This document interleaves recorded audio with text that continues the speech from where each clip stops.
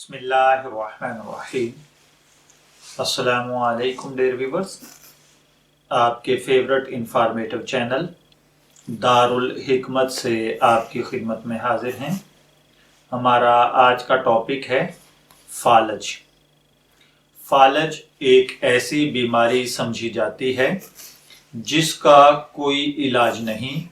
ये तासुर बिल्कुल गलत है। दिमाग की शरियानों में रुकावट आ जाना, जिसकी वजह से दिमाग को खून की सप्लाई मुतासर हो, फालज कहलाता है। शुगर, ब्लड प्रेशर, मोटापा, सिगरेट नोशी, तंबाकू, शराब नोशी, दिल के वाल्व की खराबी ऐसी बीमारी के रिस्क हैं। पाकिस्तान में फालज के मरीजों की शरह 40% से तजावज़ कर चुकी है। 10 लाख लोग तकरीबन फालज की वजह से किसी न किसी माजूरी का शिकार हैं। फालज दो किस्म के होते हैं। एक वो जिसमें दिमाग खून की शरियानों का फट जाता है, दूसरा दिमाग की खून की शरियान में किसी रुकावट का आ जाना होता है।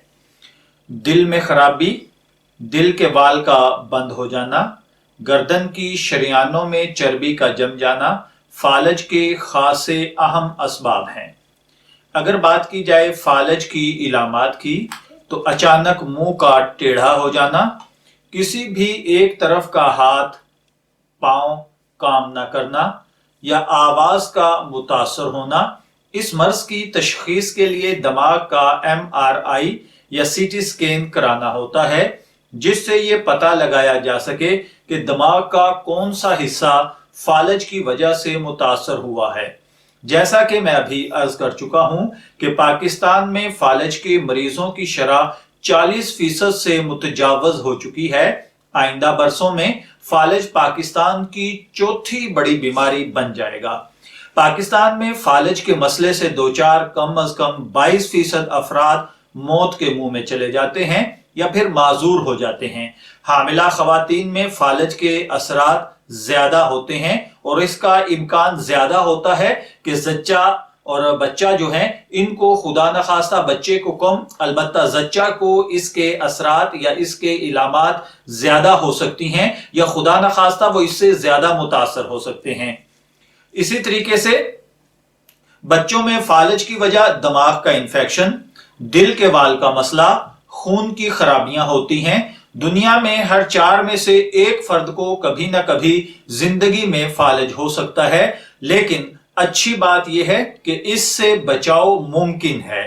और इसके बचाव के लिए हम क्या कर सकते हैं? आप अपने ब्लड प्रेशर को कंट्रोल में रखें, बाकायदगी से ब्लड प्रेशर चेक करवाएं, और अगर खुदा न खास्ता आपको ब्लड प्रेशर का मसला रहता है तो इसकी मेडिसिन जो आपको तजवीज की जाती है उसे रेगुलर रूटीन में जरूर इस्तेमाल करें। इसी तरह शुगर को कंट्रोल रखें, बाकायदगी से उसकी मेडिसिन यूज करें। रोजाना कम अज कम 15 से 20 मिनट की चहलकदमी करें। सिगरेट नोशी से परहेज करें। अफसुर्दगी और दबाव से बचें, क्योंकि हर 6 में से एक फर्द के फालज की वजह जहनी तनाव होता है। गुस्से को कंट्रोल करें, कोलेस्ट्रॉल को कम करें, मुतवाजन ग़िज़ा जरूर खाएं, यानी फ्रूट और सब्जियों का इस्तेमाल ज्यादा से ज्यादा करें। अपने वजन को कंट्रोल में रखें। हर 5 में से एक फालज मोटापे की वजह से होता है। अगर किसी को फालज हो जाए तो मेडिसिन के साथ साथ फिजियोथेरेपी का किरदार बहुत अहम होता है। इसके अलावा अगर फालज की इलामात में कोई भी इलामत किसी भी मरीज में मिलती है तो फौरन दिमाग के डॉक्टर यानी न्यूरोलॉजिस्ट से राब्ता करें और फालज से ना होने वाली पेचीदगियों से बचें। फालज के बाद सीने का इंफेक्शन, पेशाब का इंफेक्शन, हाथ पांव का सुन्न हो जाना, डिप्रेशन, जिस्म में दर्द वगैरह जैसी पेचीदगियां आम हैं। याद रखें कि सेहतमंदाना तर्ज जिंदगी अपनाकर आप फालज और फालज से होने वाली पेचीदगियों से बच सकते हैं। मैं दुआ गो हूं कि अल्लाह ताला मुझे, आपको, तमाम इंसानों को फालज जैसे अमराज से महफूज रखे। इजाजत चाहेंगे, फिर मिलेंगे किसी नए टॉपिक के साथ। तब तक के लिए अल्लाह हाफिज।